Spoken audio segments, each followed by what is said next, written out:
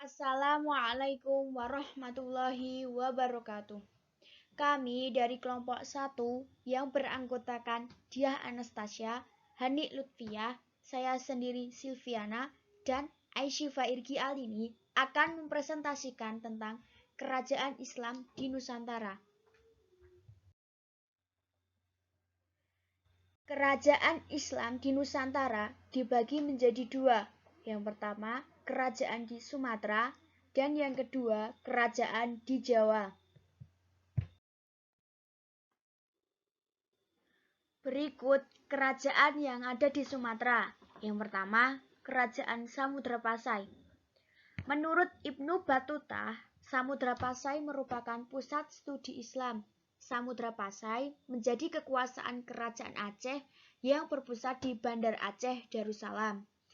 Waktu itu, yang menjadi raja di Aceh adalah Sultan Ali Muhayyad. Bukti lain dari keberadaan Samudra Pasai adalah ditemukannya mata uang dirham sebagai alat tukar dagang. Pada mata uang ini tertulis nama para sultan yang memerintah kerajaan. Berikut ini adalah urutan para raja yang memerintah di Samudra Pasai. Yang pertama, Sultan Malik As-Saleh atau Malikul Saleh.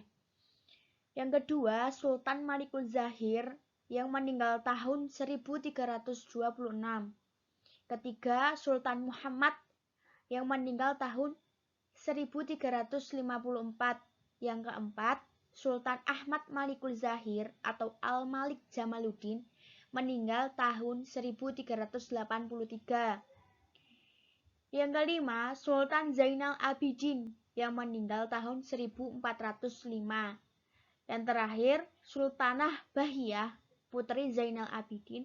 Sultan ini meninggal pada tahun 1428.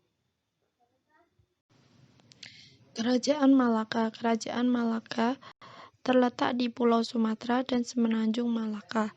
Kerajaan Malaka ini tidak termasuk wilayah Indonesia, melainkan Malaysia. Namun, karena kerajaan ini memang memegang peranan penting dalam kehidupan politik dan kebudayaan Islam di perairan Nusantara, Kerajaan Malaka atau orang Malaysia menyebutnya Melaka terletak di jalur pelayaran dan perdagangan antara Asia Barat dengan Asia Timur. Peranan Kerajaan Malaka sebagai penguasa perdagangan di Asia terlihat dari ramainya perdagangan yang berpusat di ibu kota tersebut. Malaka memungut pajak penjualan, bea cukai yang banyak memasukkan uang ke kas negara. Sebelum menjadi kerajaan yang merdeka, Malaka termasuk wilayah Majapahit. Kerajaan Aceh. Kerajaan Aceh terletak di Pulau Sumatera bagian utara. Kerajaan Aceh didirikan Sultan Ali Muwad Shah pada tahun 1530 setelah melepaskan diri dari kekuasaan Kerajaan Bidi. Pada masa kepemimpinan Sultan Iskandar Muda dari tahun 1607 sampai 1636, Kerajaan Aceh mengalami kejayaan dalam perdagangan dan pertanian. Perekonomian Aceh berkembang pesat. Daerahnya yang subur, banyak menghasilkan lada. Aceh juga berkuasa atas Selat Malaka yang merupakan jalan dagang internasional. Kapal-kapal Aceh aktif berlayar hingga ke Laut Merah. Kerajaan Aceh mengalami kejayaan dan menaklukkan berbagai wilayah di dekatnya, seperti Delhi pada tahun 1615, Bintan 1614, Kampar, Pariaman, Minangkabau, Perak, Pahang, dan Kedah pada tahun 1615.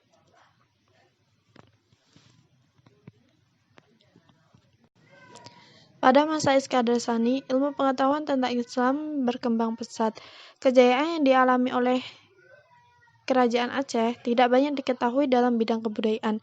Hanya saja perkembangan kebudayaan yang terlihat nyata seperti bangunan Masjid Baitur Rahman yang dibangun pada masa itu. Kemajuan ini didukung oleh kehadiran Nuruddin Ar-Raniri, seorang pemimpin tarekat dari Gujarat, India. Nuruddin menjalin hubungan yang erat dengan Sultan Iskandar Sani. Maka dari itu, ia kemudian diangkat menjadi mufti, penasihat negara.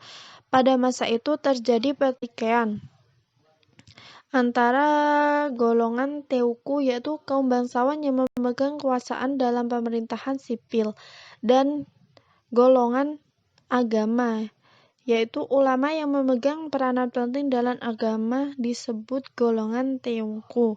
Sayang antara kedua golongan tersebut terjadi persaingan hingga melemahkan Aceh. Kerajaan Islam di Jawa. Dalam menyebarkan ajaran Islam di Pulau Jawa, terdapat dua kerajaan Islam di Pulau Jawa, yaitu Kerajaan Demak dan Kerajaan Mataram. Proses pendidikan Islam di Kerajaan Demak beriringan dengan kegiatan dakwah Islam yang dilakukan oleh para wali, yaitu Maulana Malik Ibrahim, Sunan Ampel, Sunan Bonang, Sunan Derajat, Sunan Giri, Sunan Kudus, Sunan Kalijaga, Sunan Muria, dan Sunan Gunung Jati. Dalam melakukan tugas pendidikan Islam kepada masyarakat, para wali menggunakan masjid sebagai sarana pengembangan pendidikan Islam.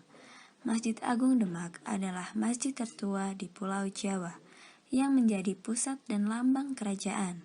Selain sebagai tempat ibadah, Masjid Agung Demak juga digunakan sebagai pusat bertukar pendidikan Islam.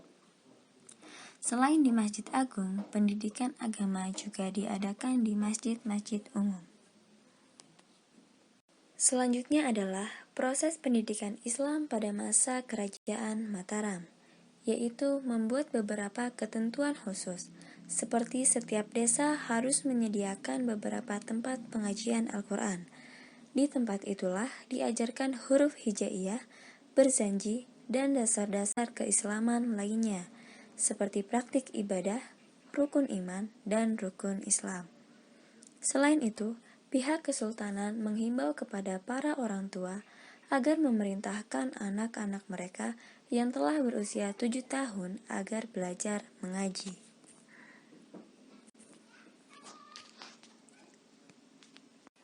Selanjutnya, peranan kerajaan Islam dalam perkembangan pendidikan Indonesia menyebutkan ada dua tujuan kerajaan yang berjaya ketika menyelenggarakan pendidikan agama Islam. Yang pertama, mengajak manusia berbuat baik, yaitu patuh mengerjakan agama secara bersungguh-sungguh, mengerjakan apa yang diperintahkan dan meninggalkan apa yang dilarang Allah Subhanahu wa Ta'ala. Yang kedua, menjaga tradisi. Maksudnya adalah sesuatu yang dianggap penting dan diperlukan oleh keluarga dan masyarakat harus diturunkan dan diajarkan kepada anak cucu serta turun-temurun sebagai regenerasi. Pada masa kerajaan Islam, sudah terdapat beberapa lembaga pendidikan Islam. Yang pertama yaitu surau. Istilah surau di Minangkabau sudah dikenal sebelum datangnya Islam. Fungsi surau tidak berubah setelah kedatangan Islam. Hanya saja fungsi keagamaannya semakin penting, yang diperkenalkan pertama kali oleh Syekh Burhanuddin sebagai tempat mengajarkan ajaran Islam, khususnya thariqat atau suluk. Materi pendidikan yang diajarkan pada awalnya masih di seputar belajar huruf hijaiyah dan membaca Al-Quran. Di samping ilmu-ilmu keislaman lainnya, seperti keislaman, akhlak, dan ibadah, pada umumnya pendidikan ini dilaksanakan pada malam hari. Secara bertahap, eksistensi surau sebagai lembaga pendidikan Islam mengalami kemajuan. Yang kedua yaitu munasah. Munasah merupakan suatu bangunan yang terdapat di setiap kampung atau desa. Bangunan ini seperti rumah, tetapi tidak mempunyai jendela dan bagian-bagian lain. Munasah bukan hanya berfungsi sebagai tempat ibadah saja, melainkan juga sebagai tempat pendidikan, tempat pertemuan, bahkan juga sebagai tempat jual beli barang-barang yang tak bergerak. Lama pendidikan di Munasah tidak hanya batasan tertentu. Umumnya pendidikan berlangsung selama 2-10 tahun. Pengajaran biasanya berlangsung malam hari, seperti surau. Biasanya pelajaran diawali dengan mengajarkan huruf hijaiyah dengan metode mengenal huruf kemudian merangkai huruf. Setelah itu dilanjutkan dengan membaca juz amma sambil menghafalkan surat-surat pendek. Kemudian baru ditingkatkan dengan membaca Al-Quran besar dilengkapi dengan tajwidnya. Belajar di Munasah tidak dipungut bayaran, karena mengajar dianggap ibadah. Keberadaan Munasah sebagai lembaga pendidikan tingkat dasar sangat mempunyai arti di Aceh. Semua orang tua memasukkan anaknya ke Munasah. Dengan kata lain, Munasah merupakan madrasah wajib belajar bagi masyarakat Aceh pada masa lalu. Oleh karena itu, tidaklah heran apabila orang Aceh mempunyai fanatisme agama yang sangat tinggi. Lembaga pendidikan yang selanjutnya adalah madrasah. Kalau dicermati, istilah madrasah dari aspek derivasi kata, makna madrasah merupakan isim makan dari kata darosa yang berarti belajar. Jadi, madrasah berarti tempat belajar bagi siswa atau mahasiswa. Dalam sejarah pendidikan Islam, makna dari madrasah tersebut memegang peran penting sebagai institusi belajar umat Islam selama pertumbuhan dan perkembangannya. Madrasah sebagai lembaga pendidikan yang berciri khas, banyak menarik perhatian berkenaan dengan cita-cita pendidikan nasional. Hal ini disebabkan karena jumlah peserta didiknya yang signifikan, akan tetapi juga karena karakteristiknya yang sesuai dengan perubahan dan perkembangan zaman. Lembaga pendidikan yang selanjutnya yaitu pesantren. Pesantren ini merupakan lembaga khas Indonesia karena tidak pernah ditemukan dalam peradaban Islam di Timur Tengah. Kehadiran pesantren tidak dapat dipisahkan dari tuntutan umat, karena pesantren sebagai lembaga pendidikan selalu menjaga hubungan yang harmonis dengan masyarakat di sekitarnya, sehingga keberadaannya di tengah masyarakat tidaklah terasa asing.